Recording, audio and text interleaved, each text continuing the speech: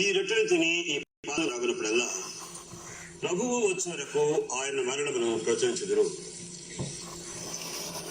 మధ్యాహ్న కాలంలో 2 విషయాలు మనం జ్ఞాపకం చేస్తున్నాం. ప్రభువు వచ్చే వరకు,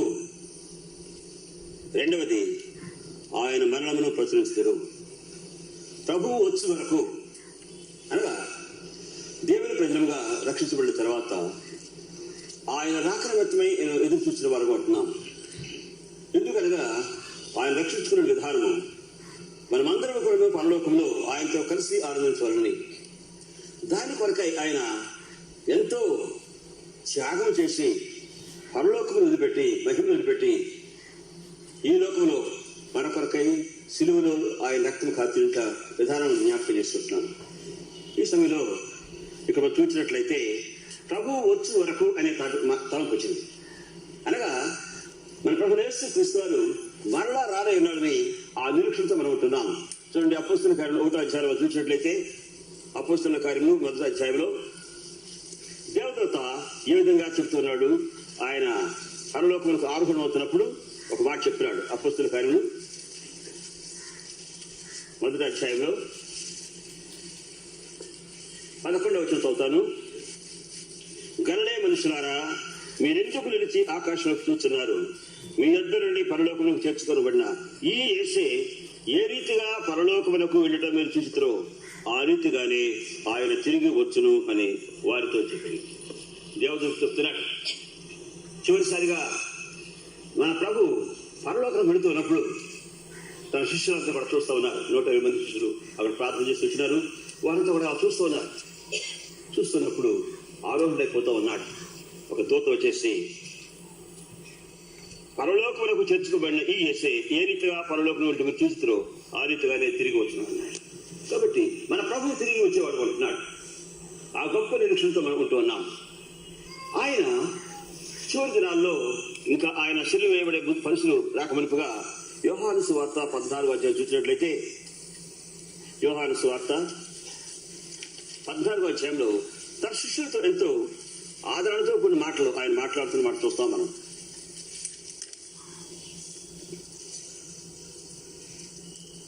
రెండవ వచనంలో, నా తండ్రి ఇంట అనేక నివాసములు కలుగు, లేని ఏళ్ళ మీతో చెప్పుదును, మీకు స్థలం సిద్ధపరచ వెళ్తున్నాను.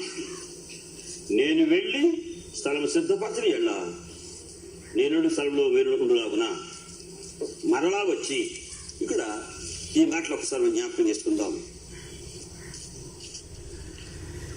మీకు స్థలము సిద్ధపరచ వెళుతున్నాను. పరలోకం వెళ్లే ముందు ప్రభు సిలువే ముందుగా ఆయన చెప్తున్న మాటలు, మీకు స్థలము సిద్ధపరచ వెళుతున్నాను. పరలోకంలో మన ప్రభు ఎంతో ఆతులతో ఎప్పుడు తండ్రి సరిస్తాడో ఆయన మధ్యాకాశం గాను సిద్ధంగా ఉంటున్నాడు. కనుక ఆయన ఎప్పుడు రావాల్సింది ఆయనకు కూడా తెలియదు. కాబట్టి ఈలోగా మన ప్రభు ఆ స్థలం సిద్ధపరుచులు కనబడుతూ అంటున్నాడు. చూడండి, పరలోకంలో మన ప్రభు తన యొక్క పరివారం అంతా రక్షణతో విభజించబడిన తన ప్రజలు ఏ ఉద్దేశంతో అయితే ఈ లోకంలోకి ఆయన వచ్చి ఉన్నాడో ఆ ఉద్దేశం సంపూర్ణంగా నెరవేర్చి, ఎందుకైతే ఆయన రక్తంలో కడుక్కొని ఆయన రాకకై సిద్ధంగా ఉంటున్నారో, మధ్యాకాశంలో ఆయన వచ్చినప్పుడు వీరందరినీ కూడా ఆయన తీసుకుని వెళ్ళేవాడు ఉన్నాడు. మొట్టమొదటి సమాధుల్లో అంతా ఉన్నారు. ఆ తర్వాత సజీవులైన మనము మన యొక్క దేహం మార్చబడి మహిమ శరీరంతో మనము కూడా ఆయన్ని చేరేవాళ్ళం ఉంటున్నాము. ఈ జనాల భక్తులతో కూడాను ప్రభు పరలోకముకి ఉచితగాను వెళ్తుగాను ఆయన సిద్ధపడిపోతున్నాడు. ఈలోగా ఆయన చెప్పిన మాటలు చూస్తాం మనం. మీకు స్థలం సిద్ధపరచ వెళ్తున్నాను. చూడండి, ఏదైనా గిన్నె చేస్తున్నప్పుడు, ఏదైనా ఫంక్షన్ అయినప్పుడు గనులైన వారిని అనేక మంది ఆహ్వానించామనుకోండి, వారి కొరకై ఎంతో డెకరేషన్స్ చేస్తూ ఉంటారు. ఈ లోకంలో ఉన్న వారే చూడండి, ఒక రాజు చూసినట్లయితే ఎస్తేర్ గ్రంథంలో చూస్తే ఆయన అహష్వేరోషు రాజు 127 సంస్థానాలకు ఆయన పరిపాలన ఆరంభించే ముందు ఆయనకు ఘనతను, ఆయనకు రాజ్యం ప్రభావమును చూపుడు గాను ఆయన ప్రచురింపజేస్తూ వచ్చిన వాడు ఉన్నాడు. 6 నెలలుగా 180 రోజులుగా ఆయన ప్రచురింపజేస్తూ వచ్చినాడు.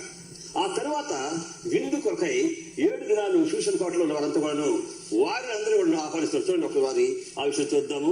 ఎస్తేరు గ్రంథంలో యోబు గ్రంథానికి ముందు ఉంటుంది. ఎస్తేరు గ్రంథము 1వ అధ్యాయం.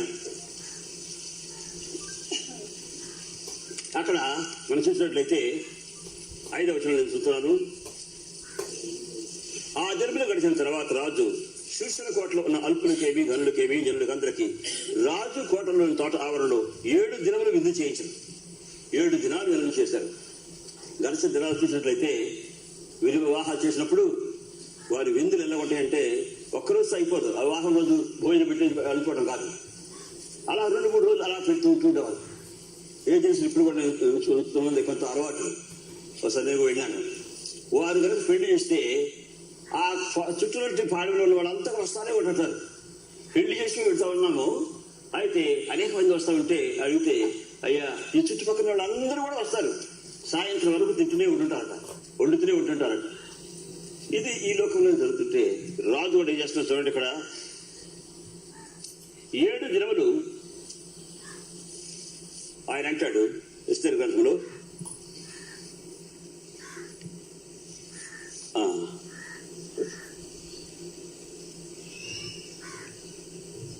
5వ వచనంలో చదువుతున్నాను మధ్యలో. 7 దినములు విందు చేయించాడంట. ఈ విందులు 6వ వచనంలో చూసినట్లయితే దాని యొక్క విందు స్థలం యొక్క డెకరేషన్ అంతా కూడా దానిలో రాశాడు. 7వ వచనం చూసినట్లయితే వారికి వివిధ పాత్రలతో వారి స్థితికి తగినట్లుగా ఏది కావాలంటే అది ఆయన మరి అరేంజ్ చేసినట్లుగా మనం చూస్తాం. అంత గొప్పగా ఈ లోకపు రాజు ఒక విందు కొరకై ఆ విధంగా చేసినట్లయితే 7 దినాలు వారి ఇష్టమైనట్టుగా ఏది అయితే అదే వారు పెట్టేవారు ఉన్నారు. మన పరలోకపు రాజు, ఆయన రాజులకు రాజు, ప్రభులకు ప్రభు. ఆయన మధ్యాకాశంలోకి వచ్చేసేసి తన వాటిని కూడా పరలోకాన్ని తీసుకుంటే సిద్ధంగా ఉన్నాడు. దేవదూతలందరూ కూడా ఆశ్చర్యంగా చూస్తున్నట్లు మన ప్రభు ఎందుకు నిమిత్తము మన వదిలిపెట్టి కిందకు వెళ్ళాడు, ఆ కార్యం జరిగించిన గాను ఏ కార్యం అయితే ఆయన జరిగించినాడు, ఇప్పుడు వారందరినీ కూడా పరలోకం తీసుకొస్తున్నాడు. కాబట్టి ఆయన అంటున్నాడు, నేను వెళ్ళి మీకు అంత స్థలం సిద్ధపరుస్తానంటాడు. మరి ఏం సిద్ధపరుస్తున్నా మనకు తెలియదు, కానీ మొత్తం మీదను ఎంతో సంతోషాలతో ఆయన ఆ కార్యం చేస్తూ ఉంటున్నాడు. ప్రియమైనవారా, దాని కొరకే మనము సిద్ధపడుతూ వస్తున్నాము. దాని కొరకే మనము దినదినము కూడా మనలో మనముగా పరీక్షించుకుంటూ వస్తున్నాము. ఆయన చేసిన అద్భుతమైన బలియాగాన్ని బట్టి, ఆయన కాచిన అమూల్యమైన రక్తాన్ని బట్టి మనం కడుక్కొని శుద్ధీకరించుకొని రక్షించబడి రక్షణానందంతో ఆయన కొరకు ఎదురు చూచేవాళ్ళనుకుంటున్నాం. కాబట్టి ఆ యొక్క పరలోకంలో కూడాను ఈ సంతోషానందములు తన దూతలందరూ కూడా చూడండి ఆనందించాలండి. మన ప్రభు కూడా ఎంతో ఆతురతో నేను వెళ్ళి మీకు స్థలం సిద్ధపరుస్తున్నాను అంటాడు. ఇక్కడ ఆ స్థలము 14వ అధ్యాయంలో చూసినట్లయితే అక్కడ మనకు మీకు స్థలం సిద్ధపరుస్తున్నా అన్నాడు. కానీ ఇంగ్లీష్లో చూసినట్లయితే మ్యాన్షన్స్, భవనాలు. కాబట్టి అక్కడ మనం చూడాల్సింది ఎంతో అద్భుతమైనటువంటి దృశ్యాలుగా ఉంటుంది. ఎంతో అలంకరింపబడిన పరలోకంతో కూడాను మన కొరకు ఎదురు చూస్తున్నారు. అక్కడ ఉన్న వారంతా దూతలంతా కూడాను మన కొరకు మన ప్రభు ఆయన వారంతా కూడా తీసుకొస్తున్నాడు అని ఎదురు చూడగాను ఎంతో ఆనందంతో ఎదుర్కొంటున్నాం. మనం ఎలా ఉంటాము, ఆయన ఎలాగున్నాడు, మనం కూడా అలాగే ఉంటామట. మనతో కూడా ఆశ్చర్యపడడం అవకాశం ఉంది. ప్రియమైన వాళ్ళరా, ఇట్టి గొప్ప తలంపుతో మన ప్రభు మనల్ని రక్షించినాడు. అట్టి గొప్ప తలంపులు కలిగిన వాడై ఒక దినములో నేను వస్తాను. ఇక్కడ వార్త చెప్తున్నాడు. ఏమంటున్నాడు? ఇక 14వ అధ్యాయం యోహాను సువార్త 3వ వచనంలో, మరలా వచ్చి నా ఇద్దరుకు బింబుని తీసుకుని పోదు, ఆయన వచ్చి మనల్ని తీసుకెళ్తున్నాడు. ఒక ఘనుడైన రాజులకు రాజు, ప్రభులకు ప్రభు ఆయనే దిగి వచ్చేసి మనల్ని అందరూ కూడా తీసుకెళ్తానికి ఆయన వస్తాను అంటున్నప్పుడు నేను వచ్చి తీసుకెళ్తాను. ఎంత గొప్ప ధన్యత అది అయ్యింది. మన దేవుడు రాజులకు రాజుగా, ప్రభులకు ప్రభు అన్నవాడు, పరలోకమంతను కూడాను ఆయన కలిగిన వాడు ఉన్నాడు, సర్వాధికారం కలిగిన వాడు. ఆయన వచ్చేట మనల్ని తీసుకెళ్తానంటున్నాడు. ఎంత ధన్యులు మనం. ఆ గమనిక మనం కలిగి ఉన్నట్లయితే మనము పరలోక వాసులు. ఎప్పుడైతే రక్షించబడినామో మన పౌరసత్వం పరలోకానికి మార్చబడింది. ఎఫ్సీ పత్రిక చూపినట్టుగా. కాబట్టి మనలో పౌరసత్వం ఇప్పుడు ఇక్కడ లేదు, పరలోకంలో ఉన్నది మన పౌరసత్వము. అయితే మనం ఇక్కడ యాత్రికులుగా ఉంటున్నాము. ఒక దినం వస్తుంది మనం ఎత్తబడే వరకు ఉన్నాము, ప్రభు యొక్క సన్నిధి పడవలసిన వరకు ఉన్నాము. ఈ గమనిక మనం కలిగి ఉంటున్నామా? ఎంత గొప్ప ఆధిక్యతతో మన ప్రభు ఎంతో సంతోషంతో ఆయన ఎదురు చూస్తున్న వాడు ఉన్నాడు. తండ్రి ఎప్పుడు పిలుస్తాడు, కుమారుడా నువ్వు వెళ్ళి తీసుకురా అన్నప్పుడు బయలుదేరి సిద్ధంగా ఉంటున్నాడు. ఇది ఇక్కడ ఆయన వచ్చు వరకు అనే మాటలో ఇన్ని విషయాలు మనం చూసే అవకాశం లేదు ఉంటుంది. రెండో చూడండి 11వ అధ్యాయంలో 2వ తరగతి కూడాను 1 కొరింథీ 11వ అధ్యాయంలో 2వ తరగతి ఏమంటున్నాడంటే, ఆయన మరణమును ప్రచురించరు. ఆయన మరణమును ప్రచురించరు. మరణమును ప్రచురించాలంటే ఆ మరణం యొక్క అనుభవంలో పెడితేనే కానీ మరణాన్ని మనం ప్రచురించలేము. దేవుని ప్రజలుగా రక్షించుకున్న తర్వాత ఆయన మరణమును ప్రచురించాలి అంటే మనము ఆయన మరణం యొక్క అనుభవంలోకి రావాల్సి ఉంది. ఎవరినైనా సరే రక్షణ గురించి అంటే మీ సాక్ష్యాన్ని చెప్పమని అన్నారు అనుకోండి, రక్షించబడిన వారు సాక్ష్యం చెప్పినప్పుడు కదిలిపోయాకుంటారు. ఎందుకంటే వారి భయంకర పరిస్థితి నుంచి ప్రభు యొక్క కార్యం తనలో జరిగినప్పుడు ఎంత అద్భుతమైన రీతిగా జరిగిందో అది చెప్తున్నప్పుడు హృదయాలు పులకరించేలా ఉంటాయి. రక్షణ లేకుండా కూడాను కొంతమంది చెప్పడానికి అవకాశం ఉంది. ఎందుకంటే యూత్ మీటింగ్స్, విబిఎస్లు అయిన తర్వాత చివరి రోజున సాక్ష్యాలు చెప్పమంటుంటాం. కొంతమంది చెప్తుంటే హృదయాలు కదిలించిపోయేలా ఉంటాయి. ఎందుకంటే వారి అనుభవం అంతకుముందు ఏమన్నారు, తన ప్రభు రక్షించిన తర్వాత తన యొక్క జీవితం ఎలా మారిపోయిందో అది చెప్తున్నప్పుడు ఎంతో అద్భుతమైన రీతిగా ఉంటుంది. మరి కొందరు కూడా చెప్తుంటారు అనుభవాలు. ఎందుకంటే చిన్నప్పటి నుంచి కూడా సండే స్కూల్కి వెళ్ళి ఉంటుంది కదా ప్రభు అని ఏదో చెప్తుంటే కథలాగా చెప్తుంటారు. మరణానుభవం అంటే మనము ఆ అనుభవంలో పడితేనే కానీ నిజమైన ఆ మరణం యొక్క అనుభవం మనం చెప్పలేము. ఏదైనా బిర్యానీ వాసన వస్తుంది అనుకోండి, ఒక చోట మనం వెళ్ళాము, 2 మనుషులు వెళ్ళారు అనుకోండి, వెళ్ళిన తర్వాత ఆ వాసనతో నోరు ఊరిపోతూ ఉంటుంది, ఎంతో హాయిగా ఉంటుంది. అయితే అది తిన్నవాడు ఒకడు పెట్టి తిన్నారనుకోండి, తిన్నవాడు దాని గురించి వివరించుకుంటే చక్కగా వివరించగలడు, ఎంతో రుచి అవుతుంది. ఇంకొక వాడు వాసన చేసిన వాడిని వివరించుకుంటే తను కూడా వివరించవచ్చు, కానీ అయితే ఆ మేరడు వివరించలేడు. సో యేసుపాద గారు ఉన్నాడు మందిరం హెబ్రోన్లో. ఆయన గుడ్డివాడు, భక్తి గారికి చాలా అనుకూలమైన వాడైనా, ఎంతో ఆప్యాయంగా చూసుకునేవాడు. ఆయనతో ఒకసారి మాట్లాడేటప్పుడు వారు కాన్ఫరెన్స్ వెళ్ళినప్పుడల్లా ఇలాగ వెళ్ళేవారు. అక్కడ ఆగినప్పుడు మన స్టేషన్ ఆగినప్పుడు అందరు కలిసిన వాళ్ళు ఆయనతో కూడా పోయి మాట్లాడినప్పుడు ఆయన అంటాడు, ఒకరోజు ఆయనతో మాట్లాడాను నేను, అంటాడు, అన్నా కాశ్మీర్ అన్నా ఎంత బాగుందన్నా అన్నాడు. నేను ఆశ్చర్యపోయాను.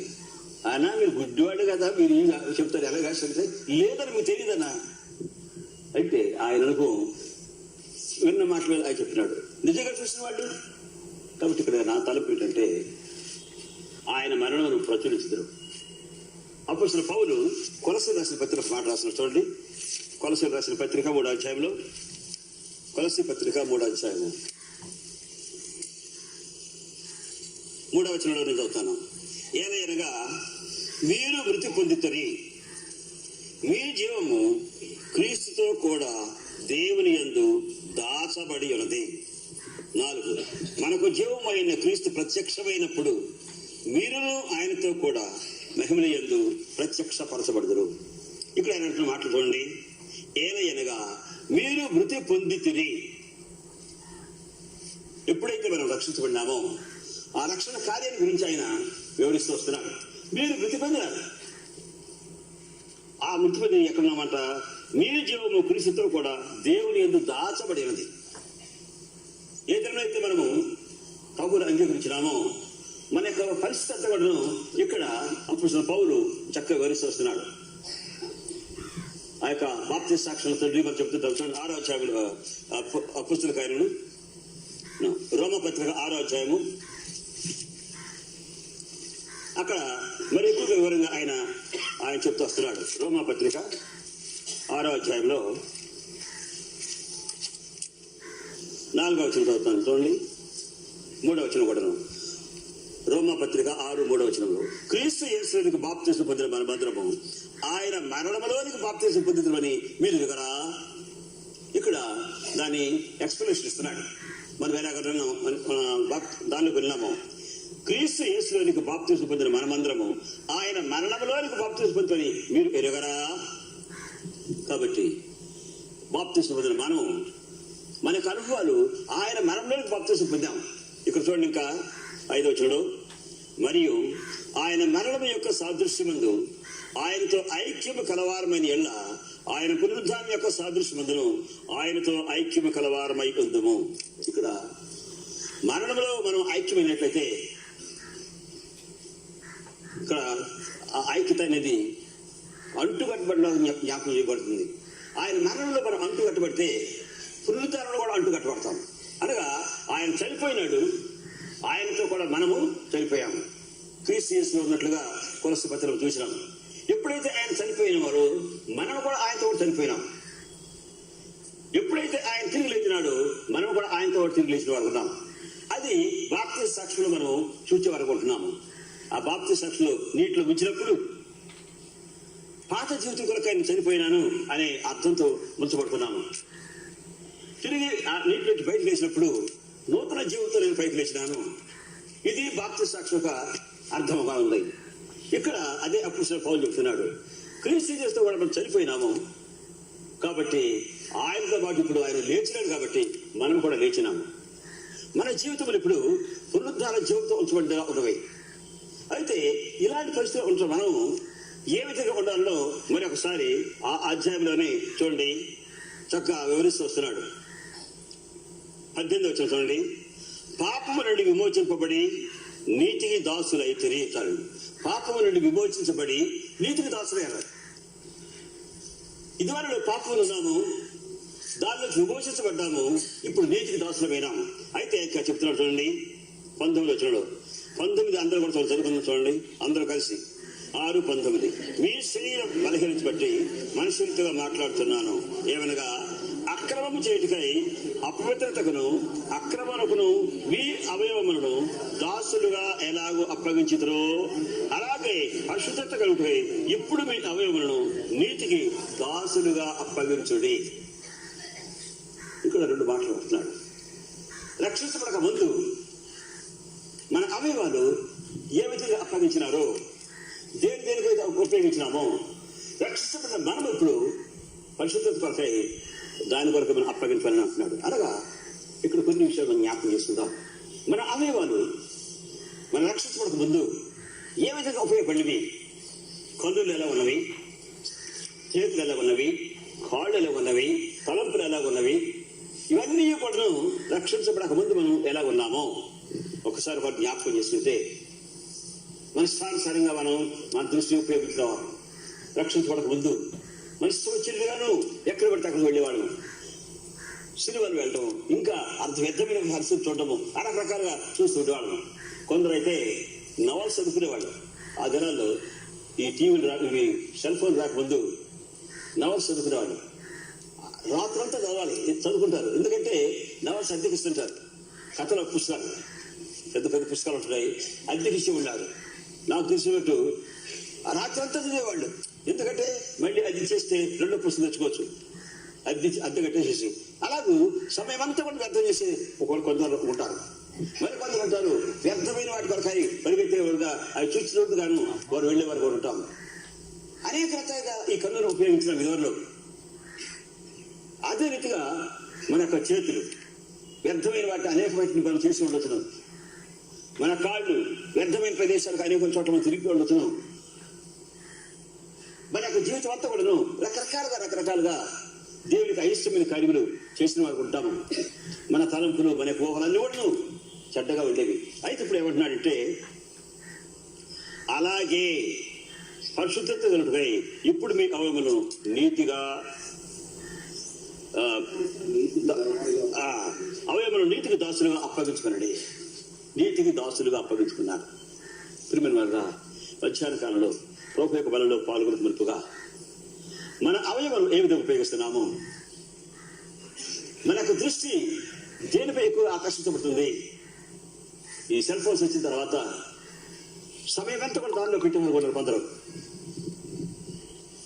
ఉదయం నుంచి సాయంత్రం వరకు, రాత్రులు మధ్యరాత్రుల వరకు, ఇంకా ఎక్కువ రకరకాల అసాధ్యమైన విషయాన్ని చూసుకుంటూ సమయం అంతా కూడా వృధా చేస్తూ ఆ విధంగా చేస్తూ ఉన్నామా? రక్షిస్తున్న మనము మన జీవితాలు ఎలా ఉంటున్నాయి? మన పరిస్థితులు ఎలా ఉంటున్నాయి? మన కొరకే ప్రభు అంత గొప్ప ఉద్దేశంతో అంత ఏర్పాటు చూస్తుండగా ఈ లోకంలో ఎప్పుడు వస్తాడో దేవుడు ఆయన చెప్పలేదు, కానీ అకస్మాత్తుగా వస్తాడని చెప్తున్నప్పుడు మన జీవితాలు ఎలా ఉంటున్నాయి? మన చేతులు ఏ విధంగా ఉంటున్నాయి? ఒకసారి చైనా విషయంలో వాచ్మెన్ చెప్తాడు, ట్రైన్లో ప్రయాణం చేస్తుంటే ముగ్గురున్నారట, నాలుగో వ్యక్తి కూర్చోట పక్కన కూర్చుంటే, అయ్యా కార్డ్స్ ప్లే కార్డ్ రాస్తాను మీరు రమ్మండి ఆయన పక్కన ఆహ్వానిస్తే ఆయన అన్నాడట, అయ్యా నా చేతులు ఇంటి దగ్గర పెట్టి వచ్చాను అన్నాడట. ఆయన బతిపోయి చేతుల్లో రెండు ఇంటి దగ్గర పెట్టి వచ్చాను అన్నాడట. ఎందుకు? ఏమైనా చేతులు ఉన్నాయి కదంటే, లేదండి ఈ చేతులు నావి కాదు, నా దేవునికి అప్పగించాను, కాబట్టి ఆ చేతులతో నేను ఆ పేకలు పట్టుకోలేను అని ఆయన సువార్త చెప్తాడట. పిల్లలు కదా, మన చేతులు ఎన్నిసార్లు దేవునికి అయిష్టమైన పనులు చేస్తున్నాయి, అయిష్టమైన కార్యక్రమాలు చేస్తున్నాము.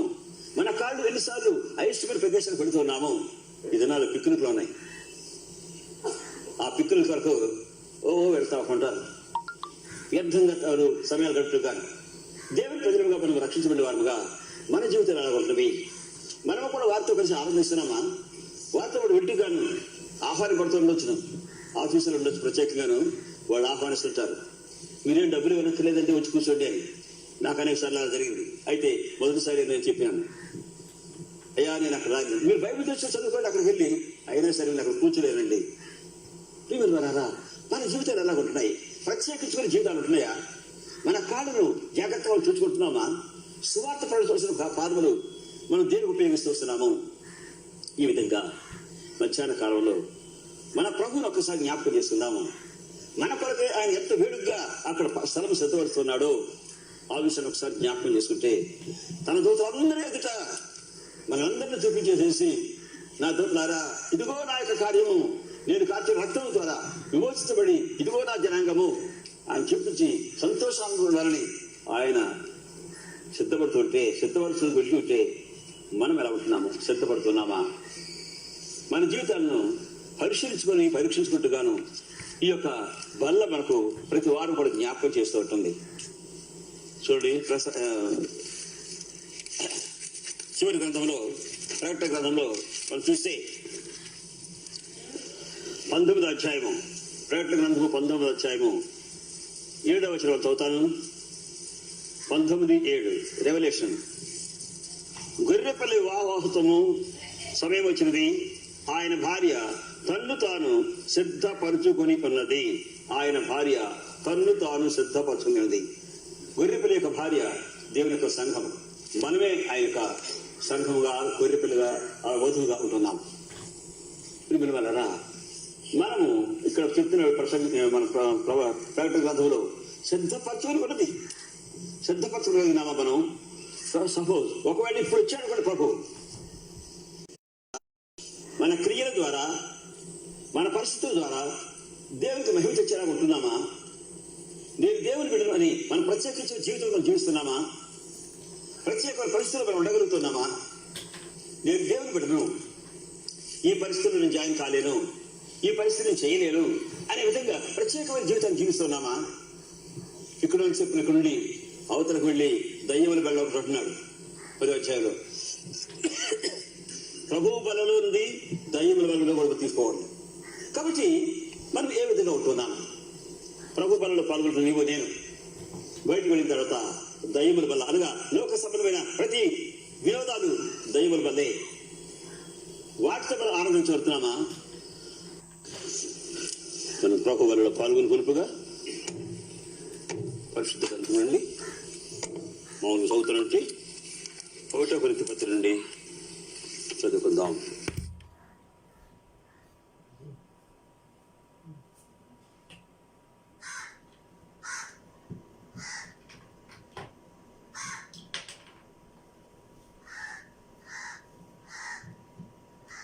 ఎత్తవా నువ్వు చేసి కంప్లీట్ చేసి